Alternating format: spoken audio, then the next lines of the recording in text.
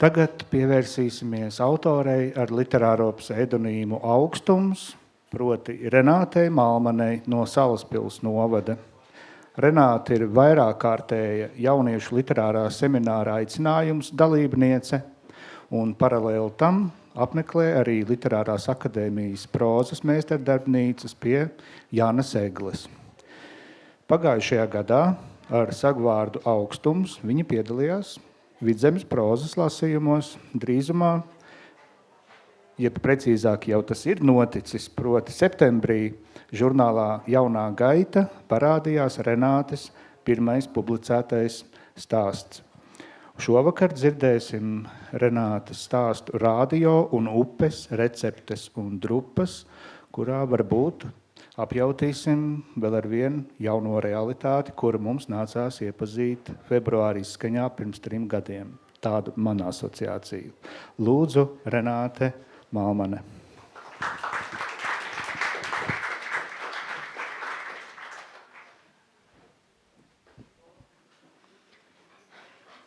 Radio un upes, receptes un drupas. Pasaules gals pienāca, kamēr viņi sēdēja darbā un gaidīja ibuprofēna tablešu uzvaru pār galvas sāpēm. Vai varbūt tās sākums bija piezadzies jau sen, kopā ar nepārtrauktajām bailēm, kas žņaudzās viņā ikreiz, kad viņa atvēra ziņu vietnes. Visa skola pašlaik atradās bērēs, tikai viņa viena bija pieteikusies pieskatīt mazos sākumskolēnus, līdz vecāki viņus savāc. No trokšņa sāpēja galva, sīkie bija visur. Viens gulēja viņai zem galda un sēja vaļā kurpjauklas, kamēr viņa centās rakstīt kursa darbu. Cits zīmēja kaķīšus vienā no skolēnu sarakstiem viņai uz galda. Daži tepat blakus uz grīdas spēlēja UNO, un klases tālākajā galā tapa lielo Lego kluču lielais Ķīnas mūris. Pierunāt bērnus nodarboties ar kādu no viņas sagatavotajām aktivitātēm viņa bija padavusies jau sen. Skolotāja, es sēdēšu ar tevi! Uz viņas pusi virzījās maza meitenīte, stiepdama līdzi pat sevi lielāku krēslu. Puika, kurš zīmēja kaķus, pavirzījās uz otru pusi. Pārējie bērni skraidīja gaitenī, viņa redzēja patvērtajām klases durvīm. Bērni bija viņas vienīgā kompānija, neskaitot dežurantu lejā. Viņi pa gaiteni mētāja mīksto rotaļlietu. Spēlēt bumbu skolas gaiteņos bija aizliegts kopš negadījuma ar 1. stāva logu, taču bērni bija radoši. Līdz tā palika mētāties zemē, un viens no lielākajiem bērniem uzklupa citam. Te viss sit, ej malā, zēns pārkliedza pārējos. Rotaļlieta atkal lidoja. Viens no bērniem meta bumbu viņas virzienā, viņa sarāvās gaidīdama sitienu un atvēra acis, lai saskatītos ar līdzās stāvošu apjukušu puišu ar rotaļu lāci rokās. Viņa pamāja, lai puika iet atpakaļ pie savējiem. Nē, bērni nebija viņai, viņa jau juka prātā. Mani māma šodien izņems ātrāk, paziņoja zēns, kurš zīmēja kaķus. Varētu būt, ka puiku sauca Haralds, bet viņa nebija līdz galam pārliecināta. Viņa strādā Rimī, viņai agrāk beigsies darbs, jo mēs brauksim pie brālēniem. Viņa būs man pakaļ 4:30. Viņa pamāja, ka dzirdējusi, reizēm tikai to bērniem vajadzēja. Viņa ieskatījās pulkstenī, mazliet pāri 4. Sākumskolēnu vecāki nebija izrādījuši atsaucību uz skolas vadības lūgumu šodien bērnus no skolas izņemt agrāk. Skolotāji, paskaties, es tevi uzzīmēju. Viņas roku bakstīja līdzās sēdošā meitenīte. Tas ir tev! Viņai rokās iegrūda lapeli ar vēlēšanu sarakstu otrā pusē un zīmējumu, kas pārsteidzoši atgādināja viņu pašu. Paldies! Viņa pagrozīja lapu, apskatot zīmējumu un šķībiem burtiem uzrakstīto skolotājai no Melānijas un nolika zīmējumu malā. Tik mīlīgi, kādēļ viņa nespēja to novērtēt? Un vēl tā šaušalīgā sajūta, kas piepeši uznākusi, viņa centās to nokratīt. Kāds vēl pasaules gals? Uzmetās zosāda. Kaut kas bija gaisā vai zemē, grīdās, skolas sienās un logos, kas piepeši izskatījās nepareizi. Melānija, palaidīsi mani garām? Harald, turī. Meitenīte pabīdīja krēslu tālāk. Viņa piecēlās, izvairījās no bērniem, lai atvērtu logu, izveidinātu klasi. Tuvākie bērni palūkojās uz viņas pusi. Skolotāji, kas tā par skaņu? Tāds sirēna muļķīt, tā, ko arī rudenī pārbaudīja, tur uz tās mājas. Viņa justos labāk, ja trešklasnieks, kurš tagad pirkstu rādīja uz 9-stāvenais skolas pagalma, nebūtu to pateicis.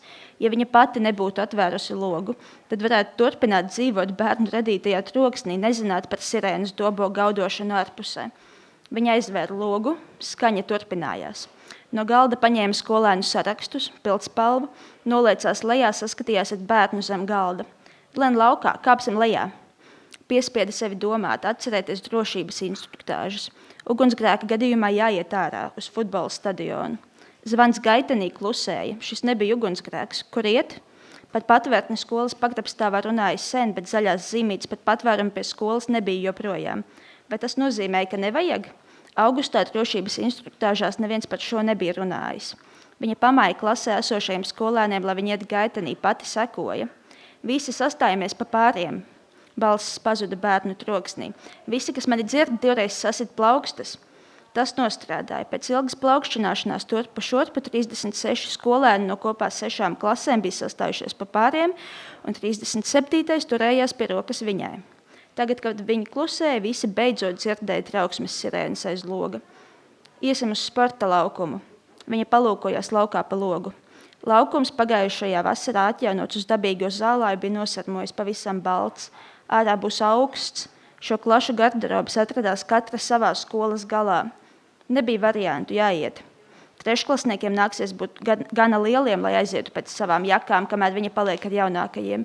Neviens no viņiem neizskatījās gana vecs. Neviens nebija. Gaiša švīka debesīs, uzzipsnie gaisma, blīkšķis, notrebēja visa skola, spiedzieni. Viņai pieķērušies bērni, viņa apķēra tik daudzus, cik rokas spēja aptvert. Viņa lūkojās uz tukšumu, kas tikko vēl bija skolas stadions. No tā cēlās tumši dūmi, ausīs atbalsojās dunēšana. Pēc galvām nokavējies sāka spiegt zvans, uguns trauksme gaudoja. Uzreiz arī izslēdzās, nebija jau kur iet. Kāpsim lejā, viņa pamāja, lai bērni seko. Caur atmiņām uz kāpnēm drūzmējās bijušie skolas biedri, skolotāji, nu jau kolēģi, un tagadējie skolēni, cilvēki no 15 gadiem mācību trauksmju un evakuāciju. Tīsgais, kad viņa steidzās cauri. Viņa sažņaudz ciešāk bērna roku, piespiedās tuvāk margai un pameta skatienu pār plecu, lai pārliecinātos, ka vismaz viņas vairāk kā 30 bērni šeit patiešām vēl ir. Mazie spiedās cieši viens otram klāt, no asarām sarkanas acis centās noķert viņas skatienu. Skolotāji, kur mēs ejam? Kādēļ viņi viņai to atgādināja? Viņa nezināja, ko darīt. Kādēļ šeit nebija kāds cits, kurš varētu palīdzēt, pateikt priekšā, pārņemt atbildību no viņas? Fakultātē neviens nebija stāstījis, ko darīt. Skolā neviens nebija pateicis, kur iet evakuēties. Evakuācijas vietas vairs nebija, ja laukā iet nebija droši. Svilpiens, trieciens pret zemi, viņa ieķērās kāpņu margā. Šķita, ka sirēna ārpusē gaudo vēl skaļāk, vēl spītīgāk ziņodama par trauksmi. Ko viņa bija aizmirsusi? Kas vēl jādara trauksmes gadījumā? Radio. Jāieslēdz radio un jāklausās, ko darīt tālāk, kur lai viņi tādu atrod. Šajā ēkā kāds radio varbūt atradās pie dežuranta vai kādā no tiem daudzajiem nostūriem skolas apakšstāvā, kuros varēja atrast tehniskos darbinieks vai apkopējus cilvēkus, kurus viņa gadu laikā pieradusi neievērot. Kā tagad noderētu, ja šeit būtu kāds pieaugušais par viņu? Jāsameklē radio, viņa nomurmināja, attapusies un steidzās tālāk lejup pa kāpnēm. Pie vienas rokas bērns, otrā lapas, tomēr viņai izdevās izvilkt arī telefonu. Meklējums internetā, radio neizdevās, ierīces ekrāns lamājās viņai pretī, ka nevar izveidot savienojumu ar tīklu. Jā, nebija zonas. Nākamo triecienu viņa dzirdēja vēl pirms redzēja vai sajuta. Otrā pusē daudz stāv ēkām pāri ielai, tur, kur bija Rimija un tirgus laukums. Sasodīts, ko noziedzies pārtikas veikals, ko nodarīs skolas sporta stadions. Skolotāji. Viņa palūkojās lejup, kaķu puika. Viņa seja žņaudzījās, mēģinot neraudāt. Par vaigiem tecēja asaras.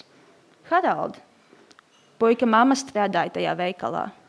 Varbūt viņa jau bija laukā. Viņa gandrīz jutās slikti, kad dod bērnam veltīgas cerības. Tev tagad jābūt drosmīgam, labi? Puika slaucīja asaras piedurknē un pamāja. Viņa steidzās tālāk lejā pa kāpnēm, pagrabstā uz zemāk, vairs nebija kur tikt. Strēkstošas durvis, kas veda uz viņas bērnības paslēpju slēptuvi. Šoreiz viņai nevajadzēja visu spēku, lai tās atgrūstu. Tās atsprāga vaļā un viņa ar roku māja, lai bērni iet iekšā. Priekšā pletās tumsa, viens no lielākajiem zēniem iegrūja citu telpā, pārējie sekoja. Viņa pastiepās augšup un sataustīja gaismas slēdzi, klikšķis, joprojām tumsa. Viņa ieslēdz telefonu lukturīti šaurajā būcenī starp putekļainiem plauktiem ar nogrūstām liekām kastēm un iepakojumiem stāvēja saspiedušies bērni. Lukturīts atspīdēja acīs un briļu stiklos. Cerams, baterija izturēs, līdz laukām nomierināsies. Apžēliņ viņa neatcerējās, ka šī vieta būtu bijusi tik neomolīga. Spēlējot paslēpes, jau neko daudz nevajadzēja.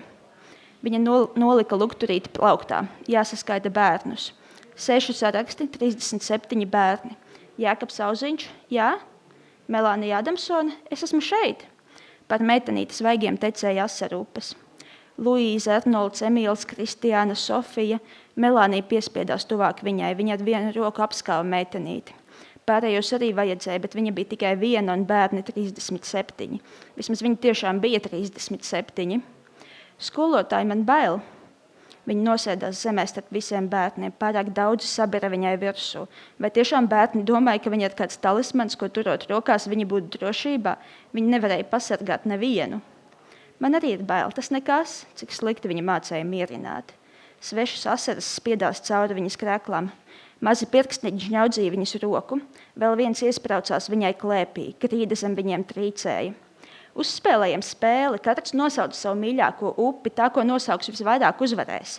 Vēl pirms viņa pabeidz teikumu, bērni sāka viens par otru saukt upes un ezerus, un kaut kur aiz viņas kreisās ausis viens centās pārkliegt pārējos, lai stāstītu par vidusjūru.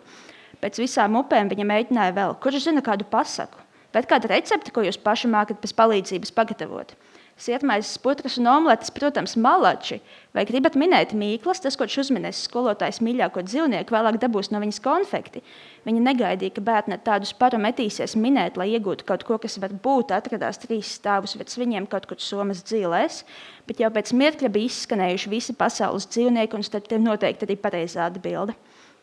Man ir vēl viena spēle, skaitīšanas spēle. Skaitam, cik tālu varam. Katrs drīkst pieskaitīties tikai vienreiz. 1, 2, 3, 4. Vai viņai tā tikai likās, vai Duna bērnu balsu fonā paliek retāka un klusāka? 38. Reizēt bērni nosaukto skaitli ievizējās spuldzīte. Tā noraustījās vēlreiz, vēl tad palika spīdot. Bērni aplaudēja, viņi smējās. Viņai nebija ne jausmas, cik daudz laika pagājis, kopš viņa slēpās lejā, līdz viņa beidzot uzdrošinājās pavērt vaļā durvis un palūkoties laukā. Trauksmes sirēnas beidzot klusēja. Gaudoja mašīnu signalizācijas uz ielas. Ausīs dunēja asinis. Stikla lauskas uz grīdas. Debesis aizsedza pelni un putekļi. Kabatā iezvanījās telefons. Viņa to izvilka, paskatījās uz zvanītāju. Skolas dežurants. Viņa to pacēla un pielika pie auss. Jā? Kur jūs esat? Vai visiem viss labi? Jā. Haralda māma atnāca. Viņa balss skanēja tāda kā aizsmakusi, bet varbūt viņai tikai tā izklausījās. Viņa pagriezās atpakaļ pret bērniem, kas pulcējās viņai aiz muguras, noķēra kaķu puikas skatienu, izspieda smaidu. Harald, mamma tevi gaida, skrienas nonesīšu lejā tavu somu. Puika aizskrēja pa priekšu, laimē kliegdams. Viņa pasteidzās, lai pārējie bērni paliek aiz muguras un neredz viņas seju. Tik ilgi viņa bija izturējusi, bet no asaras lauzās laukā histēriskās saraustītās alsās. Pirmīt viņa bija domājusi par pasaules galu. Laiks turpināja ritēt, zeme turpināja griezties, bet visu šo bērnu pasauļu gals nu pat bija tikai sācies. Skolotāji neraud, viss būs labi. Ap viņas vidukli apvijās mazas rociņas, viņas sānam piespiedās bērna galva. No otras puses viņu bakstīja. Skolotāji, tev zvana, vēl kādam atnācis pakaļ. Viņai jāsaņemas vēl uz brīdi visu šo mazo dēļ. Paldies!